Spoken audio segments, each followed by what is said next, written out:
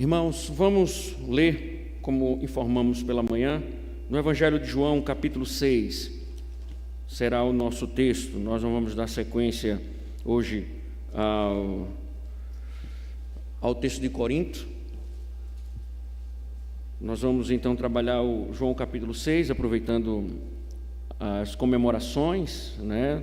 O mundo hoje comemora o Natal, então nós vamos expor. Esse texto já vinha trabalhando ele há algum tempo, não terminei ainda, pois tem muita coisa nele, mas gostaríamos de analisar brevemente alguns pontos importantes aqui, considerando o dia de hoje. João capítulo 6, verso número 60 ao verso de número 71. Diz o seguinte: muitos dos seus discípulos, tendo ouvido tais palavras, disseram: duro é este discurso, quem pode suportá-lo? Mas Jesus, sabendo por si mesmo que os seus discípulos murmuravam a respeito do que ele havia falado, disse-lhes: isto escandaliza vocês? Que acontecerá então se virem o Filho do Homem subir para o lugar onde primeiro estava? O Espírito é o que vivifica, a carne para nada aproveita. As palavras que eu lhes tenho falado são Espírito e são vida. Mas há descrentes entre vocês. Ora, Jesus sabia desde o princípio quais eram os que não criam e quem iria traí-lo. E prosseguiu: por causa disto é que falei para vocês que ninguém pode vir a mim se não lhe for concedido pelo Pai.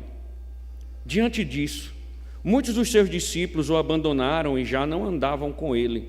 Então Jesus perguntou aos 12: será que vocês também querem se retirar? Simão Pedro respondeu: Senhor, para quem iremos? O Senhor tem as palavras da vida eterna, e nós temos crido e conhecido que o Senhor é o Santo de Deus. Então Jesus lhes disse: não é fato que eu escolhi vocês, os 12, mas um de vocês é um diabo. Ele se referia a Judas, filho de Simão Iscariotes, porque este, sendo os dos 12, era quem o haveria de trair. Senhor, que a Tua palavra, ó Deus, que já nos alerta, seja aplicada. Somente, Senhor, num ambiente tão incrédulo, um ambiente que revela a verdadeira natureza, que muitas vezes nós nos esquivamos a reconhecê-las.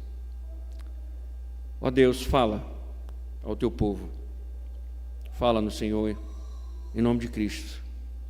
Amém. Podem sentar, irmãos.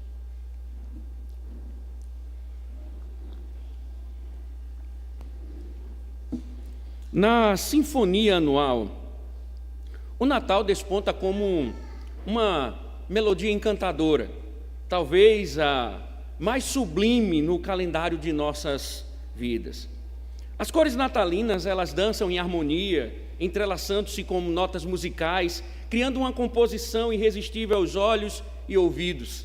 Os enfeites, verdadeiras obras de arte, deslumbram com sua atração cativante, uma fusão de elegância moderna e sofisticação. Há em muitos lares, majestosas árvores natalinas se erguem, ocupando cada centímetro de espaço com suas bolas reluzentes e estrelas triunfantes.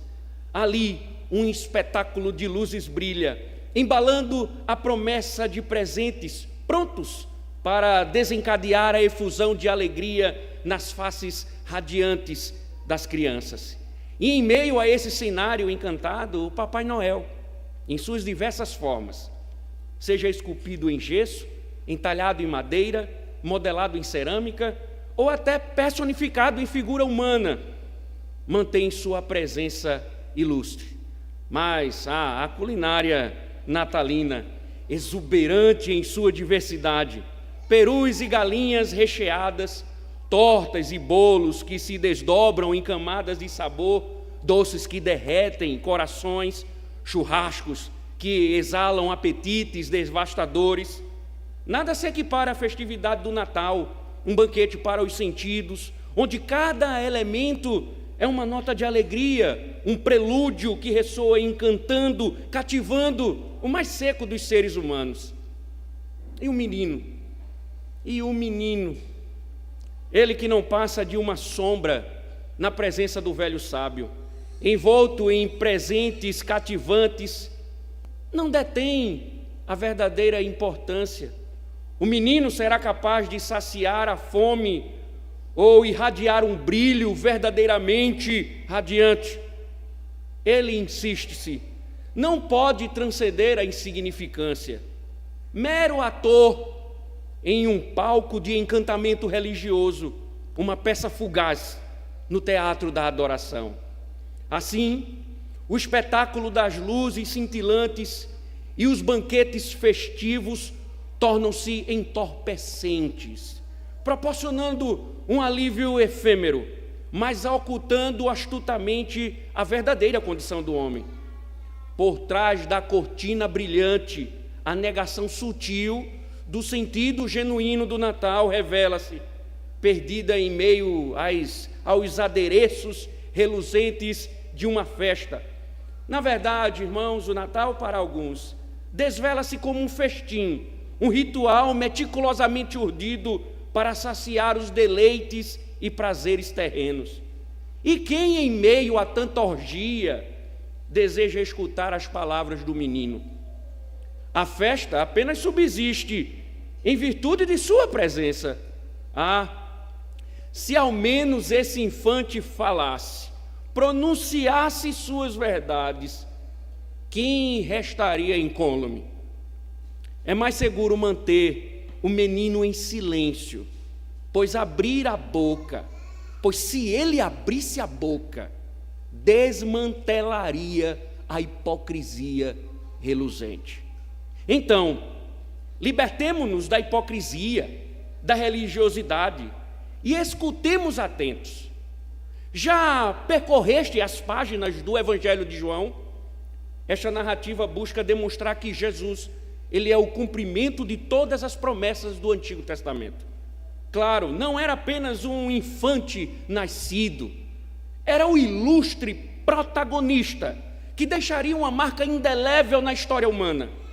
E a melodia que ressoa desde o início, por todos os lados, é esta: ele é o Filho de Deus encarnado. Mas João vai deixar claro que isso não será facilmente aceito num cenário saturado de religiosidade. Mesmo quando Cristo oferecia provas de sua divindade, identidade, os doutores da lei permaneciam prontos para reinterpretar os eventos, negando a realidade diante dos seus próprios olhos. Não é por acaso que muitos dos conflitos registrados envolvem as figuras proeminentes do teatro farisaico. Paralelamente, muitas pessoas, de uma forma ou de outra, que não estavam diretamente ligadas aos detentores do conhecimento, se aproximavam mais de Cristo. Entre eles, é claro, como nós já vimos, estavam os 12. Mas, à medida que o Senhor pregava, João vai descrever mais pessoas, a ele se uniam, até que João registra que o mestre já não era uma figura anônima, mas publicamente desejada. Entre tantos momentos públicos, os eventos que antecedem o texto de hoje detalham a relação do Filho de Deus com os seus supostos seguidores. O evangelista destaca que os milagres cativaram muitos durante o caminho, no verso 12 do capítulo 6.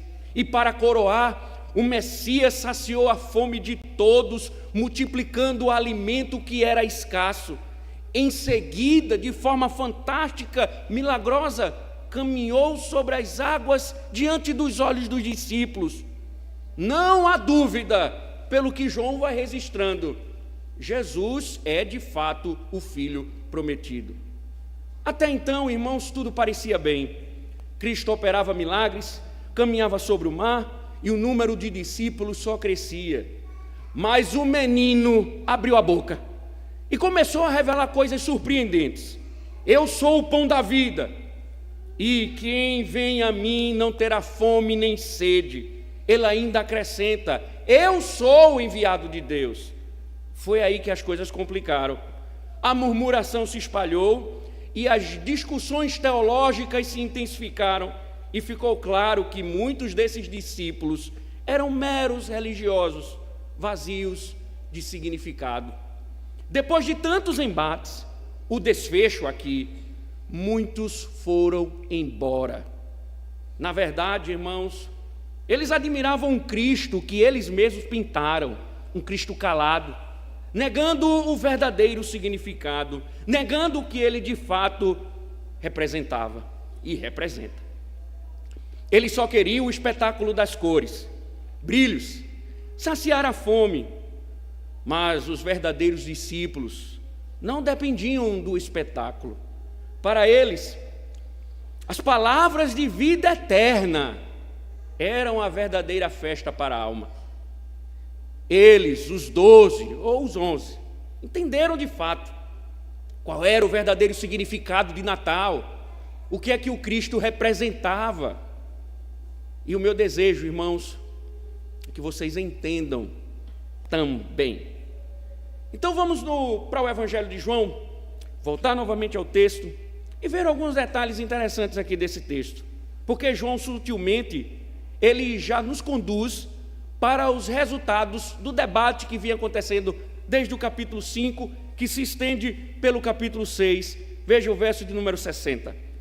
Muitos dos seus discípulos, tendo ouvido tais palavras, disseram: duro é este discurso, quem pode suportá-lo? Após o seu discurso longo, pois o capítulo 6 registra um discurso longo, que desencadeou debates fervorosos, finalmente João começa a revelar e destacar a verdadeira identidade daqueles que supostamente estavam a seguir a Cristo. O evangelista, conhecedor da verdadeira identidade espiritual deles, testemunhara previamente a incredulidade, quando, ávidos por autossatisfação, glorificavam-se nas tradições. João já estava insinuando no capítulo 6 que supostamente eles não seriam verdadeiros discípulos. O verso 28 já mostra isso, o verso 30, 31, porque eles já estavam buscando a autossatisfação nos embates ou das tradições da religião. Nós somos descendentes de Moisés. Aqui, então, diante de todos, torna-se evidente a real condição que habitavam, pela rigidez com que absorveram as palavras. Não obstante, irmãos, não se iluda pensando que a aspereza dos discípulos seja insondável. Sim, ouviram tantas verdades profundas, mas eles interpretaram-nas como ásperas, rudes, ofensivas aos ouvidos. E o que feriu a sensibilidade deles? Primeiro, estavam mais interessados em banquetes materiais. Jesus denunciou isso no verso 26. No messianismo político, Jesus denunciara no verso 14 e 15. Nos milagres como mero espetáculo, verso 30 e 31. E sem disposição para renunciar à religiosidade enraizada, verso 41 ao verso 46. Logicamente, esses supostos discípulos se sentiram ofendidos ao serem confrontados, denunciados, pois, na verdade, não passavam de seguidores de conveniência. O espírito natalino, em sua efusão de festividade, encobre uma verdade crucial sobre o Messias. Ele silencia para que não se escute o clamor do menino que cresceu, denunciando que, apesar do aparato festivo, muitos celebram uma vida vazia de propósito, escondendo-se por trás da fachada de uma religiosidade sem profundidade. na realidade, buscam garantias para satisfazer suas necessidades físicas, seja no sentido material ou na busca por modelos políticos e tantas outras coisas. Contudo, o cerne da questão é que relutam em abandonar a senda do pecado. Consequentemente, meus irmãos, o Natal desvanece e o cotidiano, ele retorna. O brilho efêmero desaparece, a árvore natalina tão bela desmancha-se, o menino, o pobre menino de cera, volta ao esquecimento, a vida retorna ao seu curso normal, carregada de pecado, hipocrisia e uma religiosidade superficial. Por isso, o discurso é inclemente, pois quem está disposto verdadeiramente a seguir as palavras do Mestre? Talvez ainda persistas na ilusão de que, ao mencionar o menino, enfeitar a casa com brilho e cumprir todos os rituais religiosos natalinos, és de fato um servo do Altíssimo. Mas como de fato tens tratado as palavras que dele brota? Quais os níveis de submissão tem colocado o teu coração à disposição dos conselhos do Mestre? E se não emprestas o ouvido para compreender e seguir cada luz silábica pronunciada, como podes continuar nesta autodecepção? Podes enganar os outros, podes enganar o mundo, até mesmo os seres celestiais que carecem de dom de onisciência. Podes, enfim, enganar a ti mesmo, mas não enganarás aquele que conhece os segredos mais íntimos do coração. Veja o verso 61. Mas Jesus, sabendo por si mesmo que os seus discípulos murmuravam a respeito do que ele havia falado, disse-lhes: isso escandaliza vocês?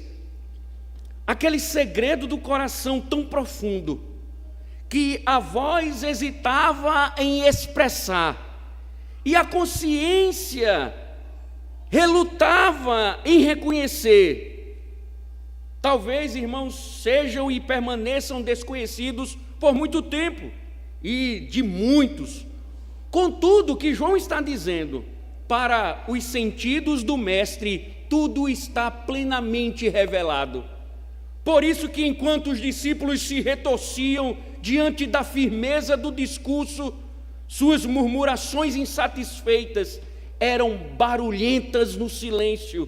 Cristo percebia cada frase, cada construção gramatical, cada pensamento que, descontentes, ecoavam acerca das verdades proclamadas. Que interessante, irmãos! Como poderiam estar descontentes diante de verdades eternas? Pois murmuração é sinônimo de descontentamento. Como então murmurar quando se recebe luzes de alegria?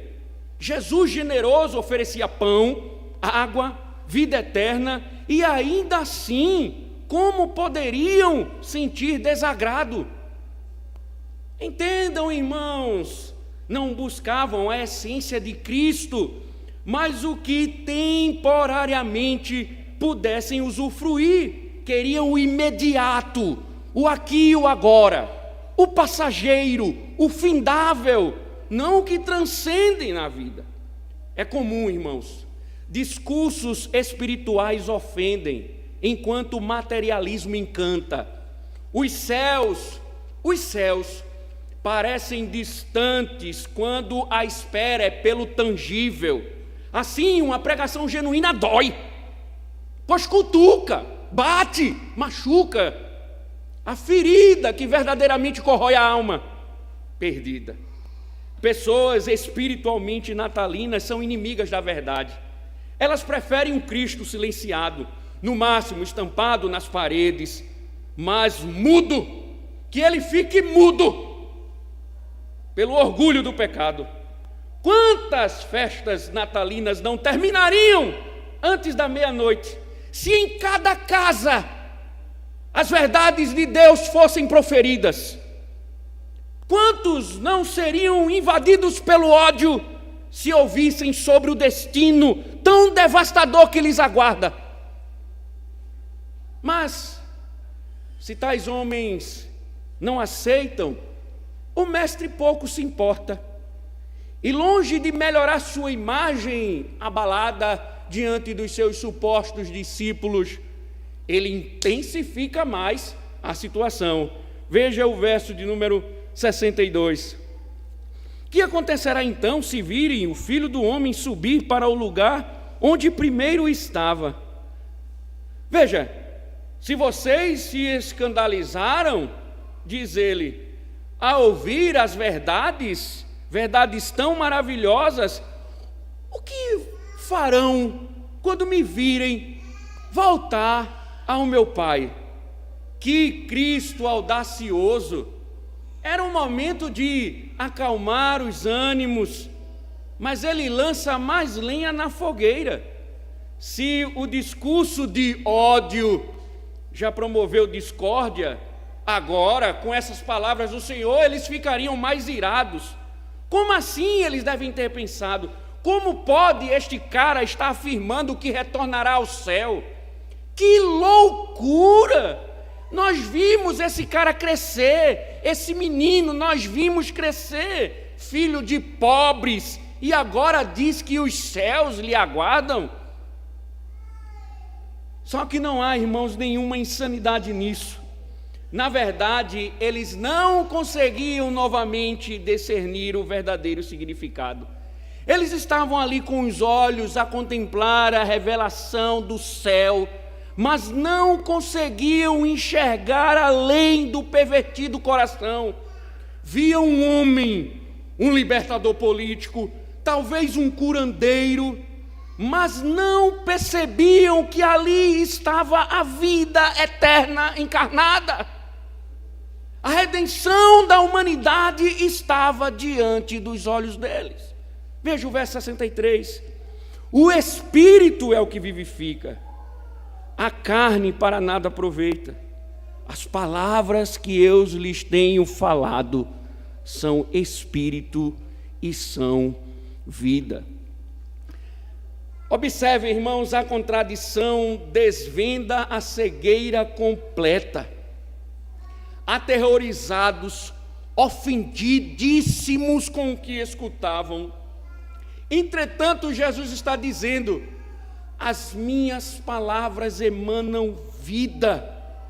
Era para eles segurarem firmes aquele discurso, pois necessitavam daquele pão, daquela água. A própria existência deles dependia disso. No entanto, eles murmuravam, pois não era o que ansiavam. Ah, irmãos, os banquetes, as luzes, os presentes, o velhinho, meros reflexos do que os homens mais rejeitam, a vida eterna. Não se importam com suas almas, apenas buscam satisfação efêmera. Eis o Natal, uma data, um dia, uma vez por ano. Amanhã desaparece velozmente. Mas o problema maior, o pecado, logo se esquece também. E assim, num teatro sem fim, deixam de lado o que Cristo representa. Ele não veio para brilhar e satisfazer os homens enquanto eles pecam. Não, ele veio para dar vida, proporcionar segurança num contexto em que os homens estão perdidos. Por isso, irmãos, que é importante perceber que, para além da compreensão distorcida do Cristo encarnado, é crucial confrontar a realidade do coração desses supostos discípulos. Veja o verso 64.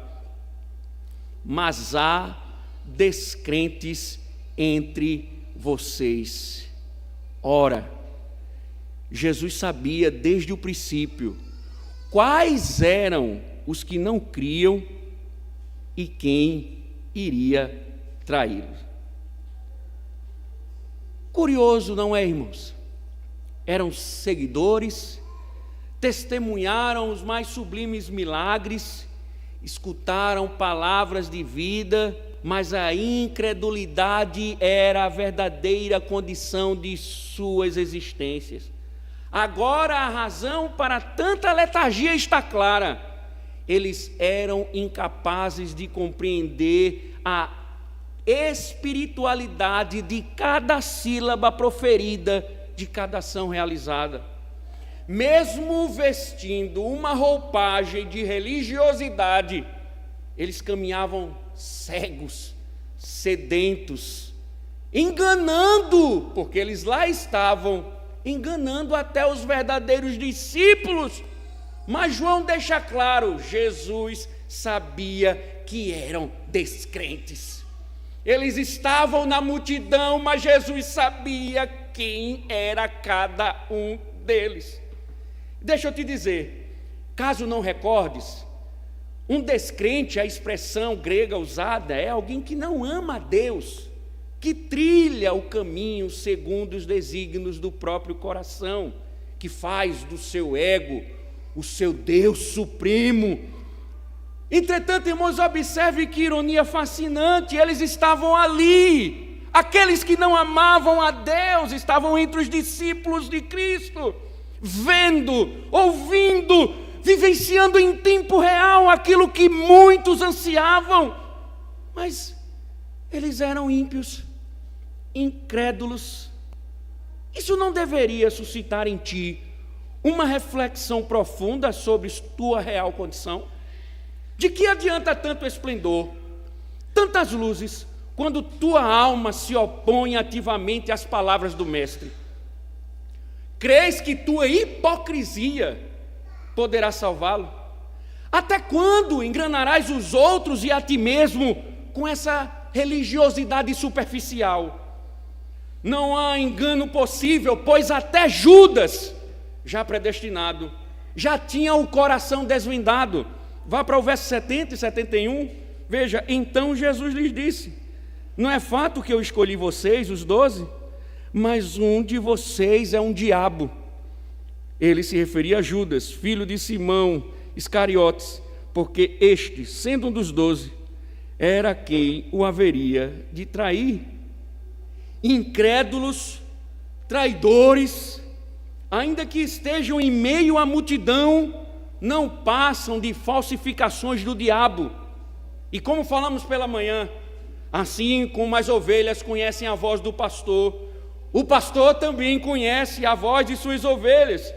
E ninguém, nem você que está aqui hoje, escapa da luz que expõe toda a treva humana.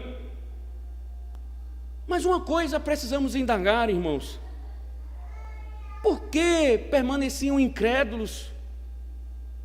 Por que, apesar de todo esse discurso de alerta, eles ainda permaneceram incrédulos? Aí Jesus avança para explicar. Verso 65. E prosseguiu: por causa disto é que falei para vocês que ninguém poderá vir a mim se não lhe for concedido pelo Pai. A questão mais profunda, irmão, se desvela aqui. Eles não foram moldados pelo Pai durante a jornada.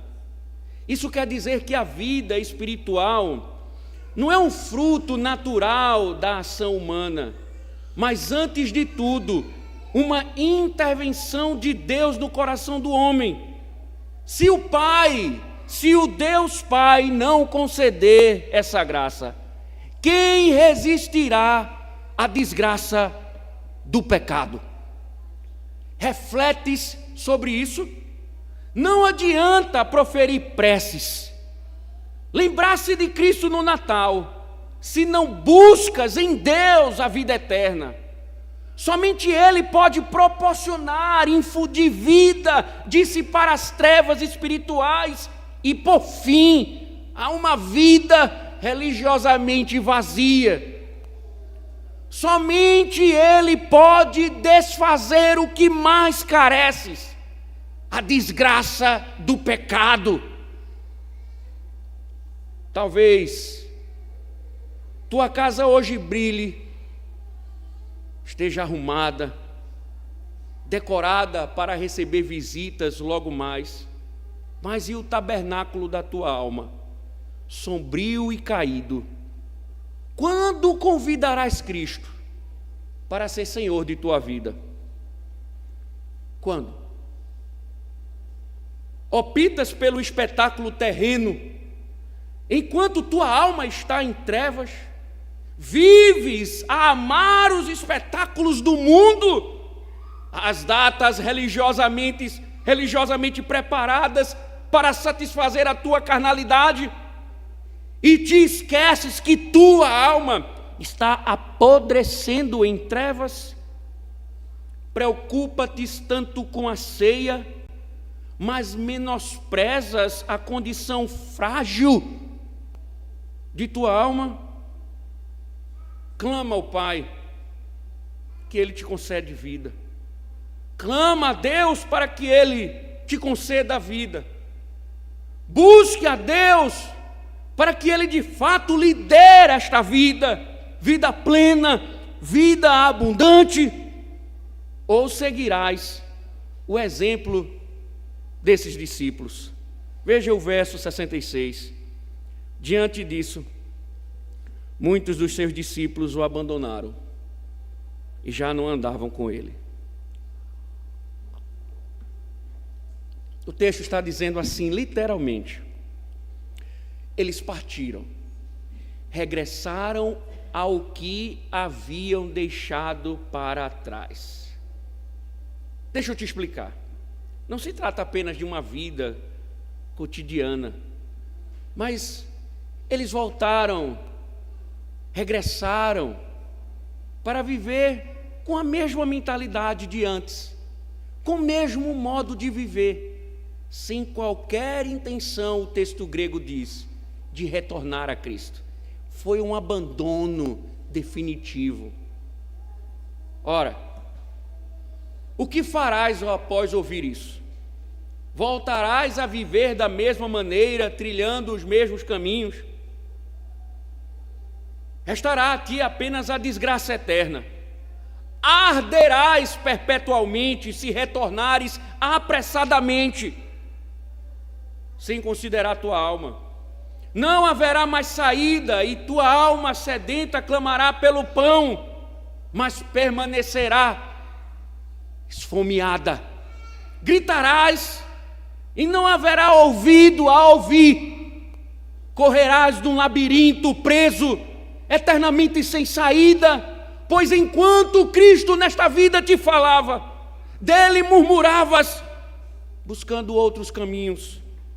É isso que desejas? Passar a eternidade banido da fonte de vida, sem pão, sem água e sem comida? Mas, se és filho de Deus, ouve a mais bela declaração de uma vida arrependida. Veja os versos 67 a 69, caminhando para o final. Então Jesus perguntou aos 12: será que vocês também querem se retirar? Simão Pedro respondeu: Senhor, para quem iremos?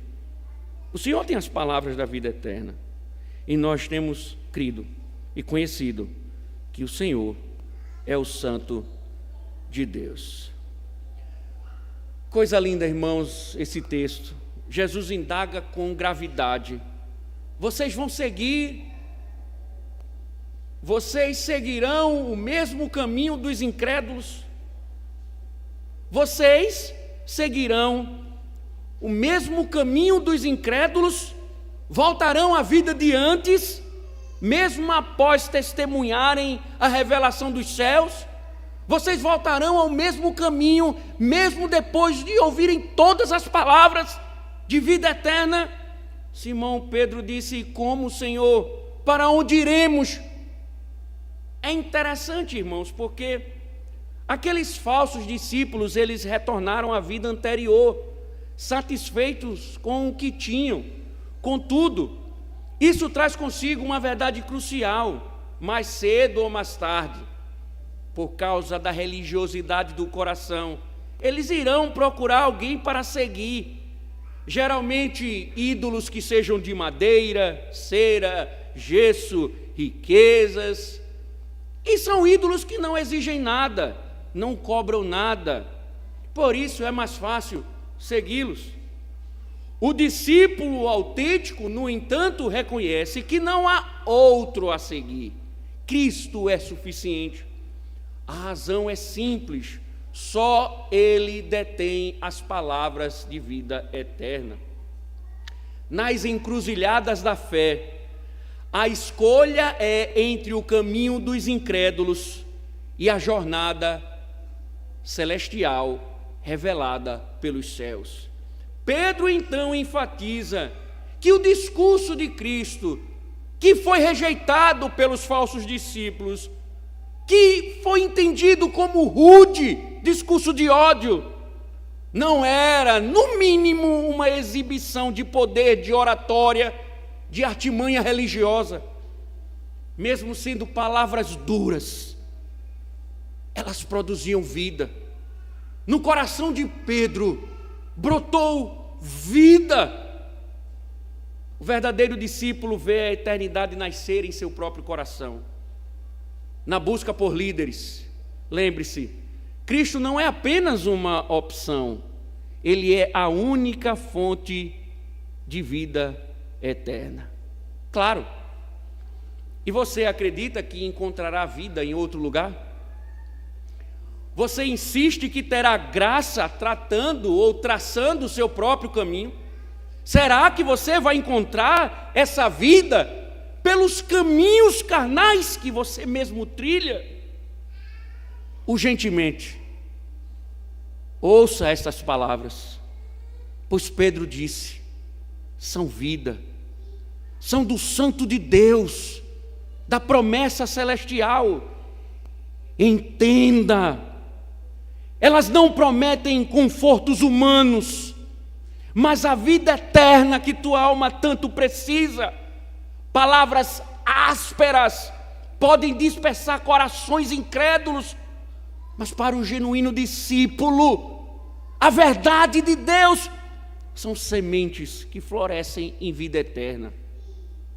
Para os verdadeiros discípulos, a dica é clara: não recuem para outros destinos. As palavras de Cristo, a crença que abraçam, são suficientes para suas vidas. O mundo pode tentar oferecer a opção de recuo, para que vocês voltem, retornem ao mundo, sigam seus caminhos, mas nunca aceitem as propostas perigosas, pois Cristo promete não somente nos sustentar nesta vida, mas nos promete conduzir a um futuro em glória. E entre seguir teu próprio caminho e abraçar as palavras de Cristo, a segunda opção é a única que oferece verdadeira vida eterna. Encerro, irmãos, dizendo o seguinte: a mensagem essencial expressada aqui, nesse pequeno trecho do capítulo 6, exalta a necessidade de ir além das tradições e celebrações superficiais.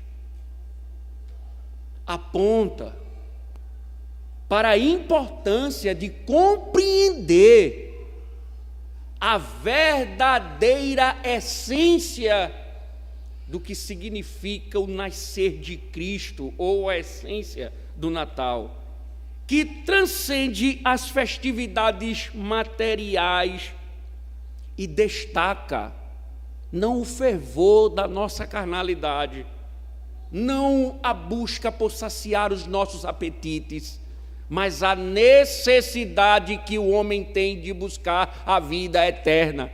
Cristo nasceu para dizer ao mundo: o mundo está perdido, os homens caminham para o inferno.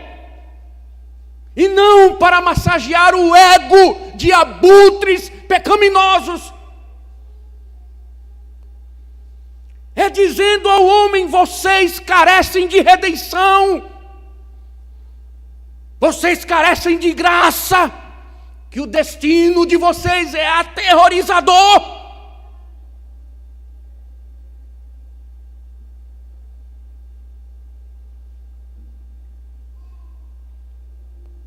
O homem necessita de buscar a vida eterna em Deus. Por isso, alerta contra a armadilha da hipocrisia religiosa, enfatizando, irmãos, que a verdadeira transformação espiritual é uma obra divina no coração humano. Por isso, eu te convido a refletir. Você que está aqui, nos visita, talvez ainda não tenha refletido sobre isso. Reflita. Porque se você não tem vivido amando a Cristo, você tem sido odiado por Ele.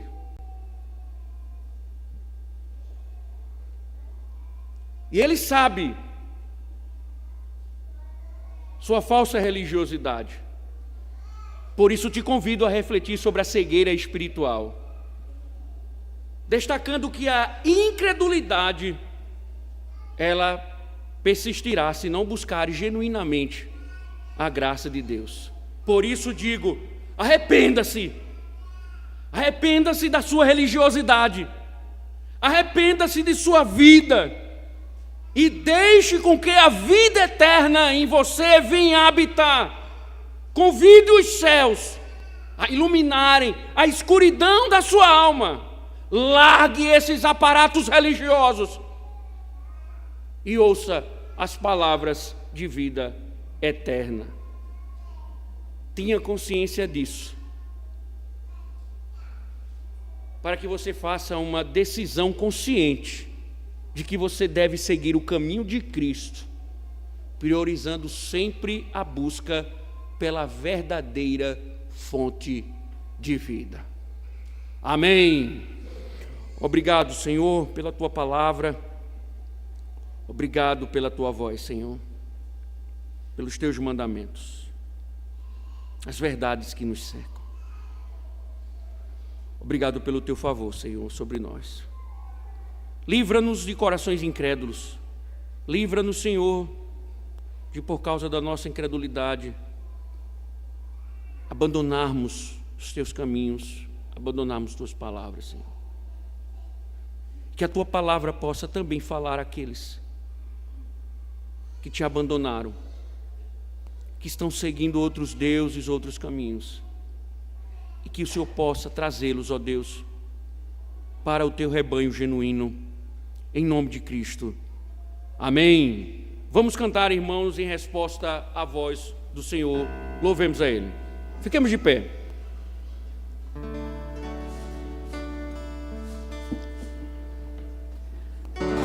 Abre meus olhos, ó Deus do meu ser, só Tua face anseio por ver.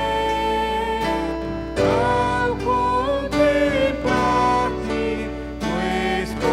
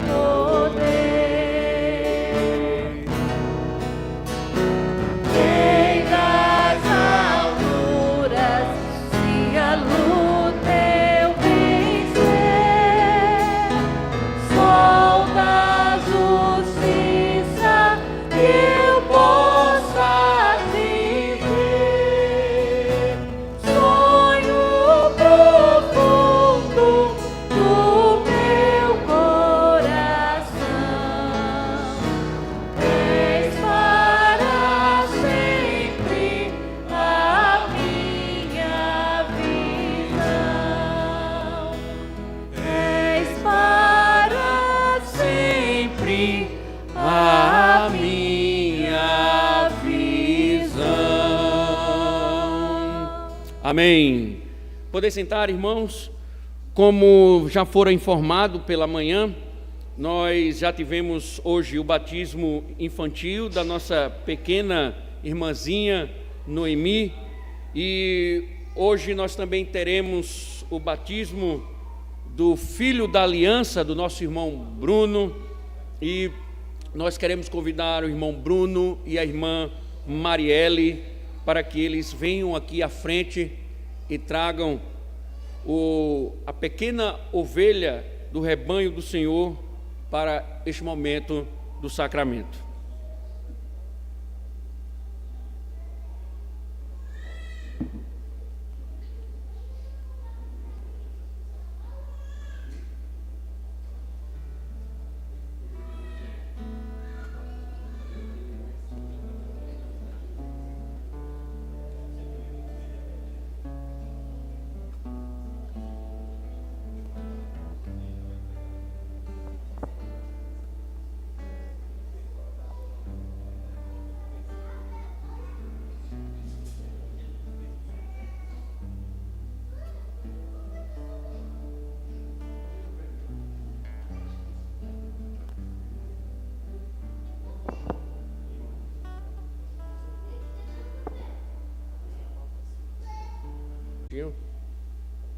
Meus irmãos, vocês declaram diante de Deus e diante da igreja do Senhor que vocês querem entregar o seu filho agora para o batismo como selo da aliança do Senhor? Irmãos, a aliança que o Senhor fez com o seu povo é também uma aliança para os seus filhos. Por isso compreende também a posteridade e também os privilégios do pacto. E nosso Senhor, Ele institui o sacramento, que é justamente o rito de iniciação dos nossos filhos na igreja de Cristo. Isso não significa que eles estão nascendo de novo aqui, mas que, com base na fé de vocês, fica registrado que a expectativa é que a necessidade de purificação e do perdão dos pecados venha sobre a vida dele. E o sangue de Cristo tem poder para isso, para purificá-lo, para pelo poder do Espírito renová-lo. Então, o fato de vocês virem aqui dedicar o filho de vocês, importa também que diante de Deus vocês façam promessas. Vocês não estão fazendo somente ao ministro do Evangelho, já conversamos sobre isso.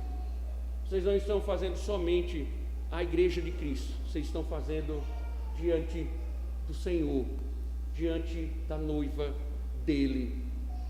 E se eu não cobrar de vocês, ele cobrará. Se eu por acaso esquecer e falhar em cobrá-los, ele não falhará. Que fique bem claro isso.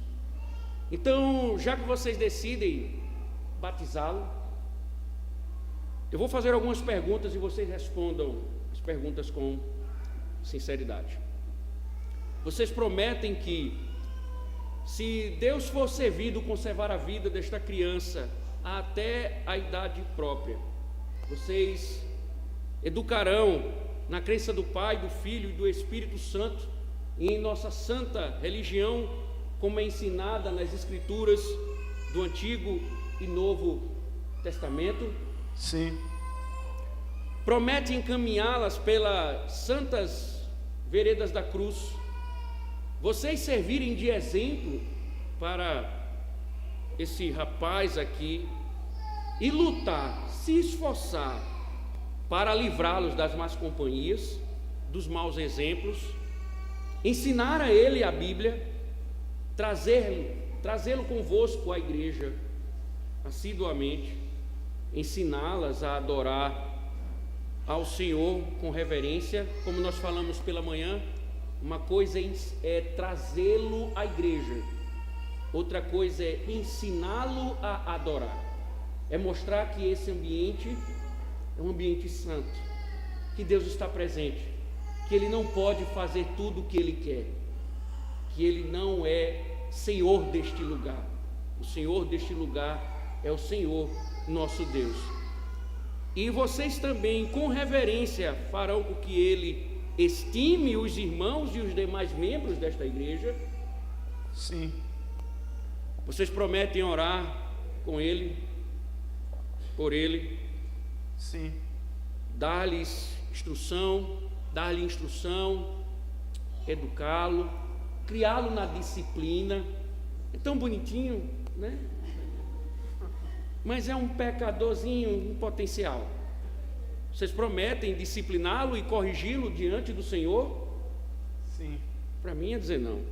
Então, o Senhor nosso Deus prometeu ao seu povo ser o seu Deus e o Deus de sua posteridade, e sua misericórdia até 1000 gerações com aqueles que o amam e guardam os seus preceitos. Essa é a promessa do Senhor.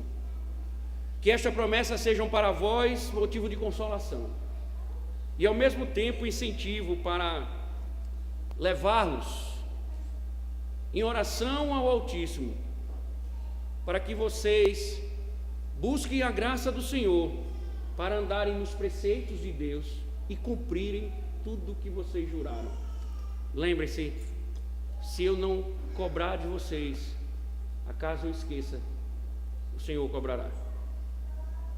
E Ele não esquece. Agora então, orarei, pedindo a bênção para o varãozinho aqui que está muito quietinho. Vamos lá, cara? Vamos orar? Vamos orar. Louvemos e bendizemos o Teu nome, Senhor nosso Deus.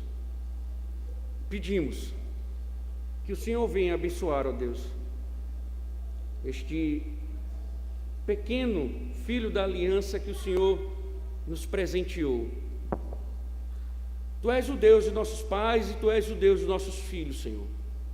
E te pedimos que ele seja também Teu filho, que ele venha a crescer, Senhor, debaixo da Tua graça, e que o Senhor também possa fortalecer os pais, para que eles diligentemente cumpram, ó Deus, com os seus votos, com aquilo que proferiram diante do Senhor, reconhecendo a grandiosidade desse momento. E nós, Senhor, então dedicamos e oferecemos esta criança, que é dádiva do Senhor, nós oferecemos a Ti, ó Deus, que esse é o mistério da Tua graça, Senhor, porque o Senhor nos agracia, nos abençoa, e nós oferecemos a bênção a Ti, o abençoador. Que minhas mãos, Senhor, pecadoras que são, sejam revestidas e ungidas com Tua graça, para comunicar, ó Deus, os selos do pacto a esta criança. Em nome de Cristo, amém.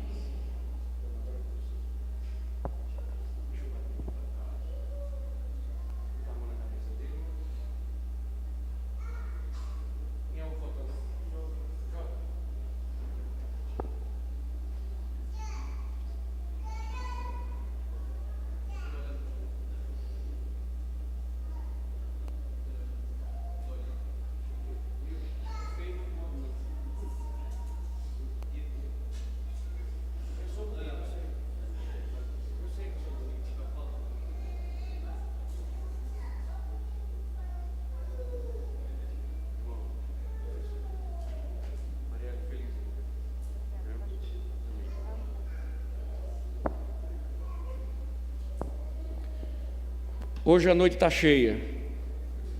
Bom, irmãos, também dando continuidade a esse momento tão solene, dia do Senhor, pública, reunião pública diante do Senhor, eu gostaria de convidar os irmãos, pelos mais velhos, Maciel e família, para que venham aqui à frente, e também o nosso irmão Isaac.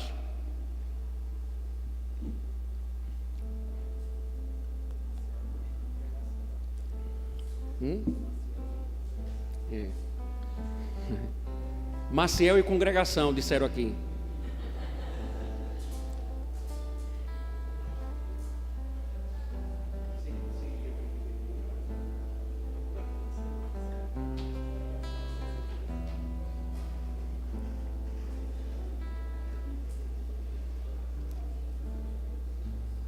Mas pode vir mais para cá.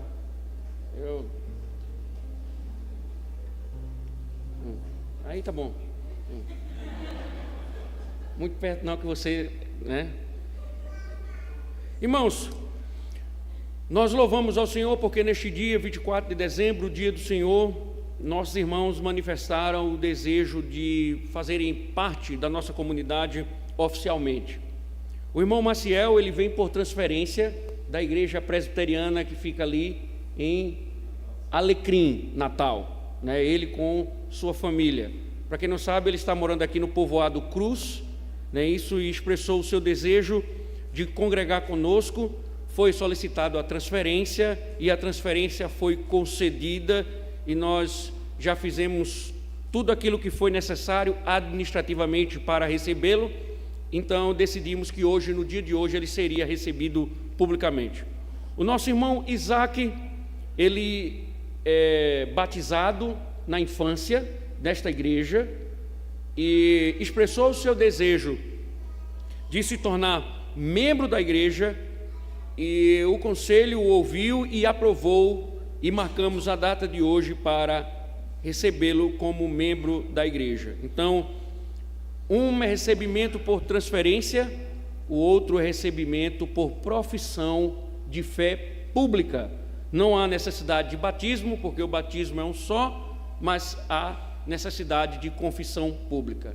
Então, introdutoriamente, irei me dirigir a você, Isaac, solenemente, diante de Deus e diante da igreja do Senhor, eu, o pastor e o povo de Jesus Cristo, pela vontade de Deus, conforme a promessa da vida que está em Jesus Cristo, a você, amado filho e herdeiro da igreja, que o Senhor possa te abençoar, que o Senhor possa te enriquecer neste propósito que você decidiu em seu coração. Nós temos orado por você, sua família, para sua prosperidade, principalmente sua prosperidade na alma, principalmente buscando e pedindo a Deus que a fé dos vossos pais seja a sua fé, uma fé sincera. E quando nós pensamos, quando nós observamos os privilégios que você terá agora, entenda que você estará oficialmente sendo recebido como membro da Igreja de Cristo, e você agora também terá algumas obrigações diante da igreja, e principalmente uma responsabilidade muito grande diante do Senhor. E nós agora precisamos fazer algumas perguntas. Como se trata de uma profissão de fé, você irá respondê-las, e assim que eu avisar, as perguntas serão tanto para você quanto para a família do nosso irmão Maciel. Isaac, você aceita a Deus o Pai por vosso Pai, a Deus Filho como vosso único Salvador, a Deus o Espírito Santo como vosso santificador e consolador? Aceito. Promete continuar nesta fé e, com o auxílio da graça divina, cumprir todos os deveres, no uso diligente dos meios de graça, na sujeição às autoridades da igreja, na paz e no amor dos irmãos? Prometo. Promete. Pergunto agora a todos: prometem honrar e propagar o Evangelho pela vida e pela palavra? Prometem sustentar a igreja e suas instituições moral e financeiramente? Sim. Prometem obedecer às autoridades da igreja enquanto elas permanecerem fiéis às Santas Escrituras. Promete participar dos trabalhos e reuniões da igreja, inclusive assembleia. Essas perguntas que foram feitas, irmãos, são perguntas constitucionais. Automaticamente não é uma exigência somente para os nossos irmãos que estão sendo recebidos agora, mas são as obrigações de todos os membros da igreja local. Então, reflitam também se vocês de fato estão cumprindo com os votos que vocês fizeram, em especial esses votos que aqui estão sendo feitos. Eu vos mando diante de Deus, que vivifica todas as coisas, diante de Jesus Cristo, que sob Pôncio Pilatos deu uma boa confissão, que guardeis este pacto, sem mácula, sem repreensão, até a vinda de nosso Senhor e Salvador Jesus Cristo. E em nome de Deus, em nome da igreja de Jesus Cristo, Senhor e cabeça dela, sejam bem-vindos, e eu vos recebo a plena comunhão com o povo de Deus. Os montes se retirarão e os outeiros serão removidos, mas a minha misericórdia não se apartará de vocês, e a aliança da minha paz não será removida, diz o Senhor, que se compadecerá de vocês. Então vos digo, o Senhor vos abençoe e guarde cada um de vocês. O Senhor faça resplandecer o rosto sobre vocês, e que Ele tenha misericórdia de vocês. O Senhor levante o rosto e dê a paz que vocês tanto necessitam. Amém. Orarei por vocês. Senhor, abençoe, ó Deus, estes que aqui diante do teu povo expressaram desejo de participarem desta comunhão, e te pedimos que o teu favor e a tua graça esteja sobre eles, em nome do teu Filho amado Jesus Cristo. Amém. Lembrando, irmãos, esta igreja é responsabilidade de vocês a partir de agora, e vocês passam a ser também responsabilidade da igreja. Darei os bem-vindos a todos vocês.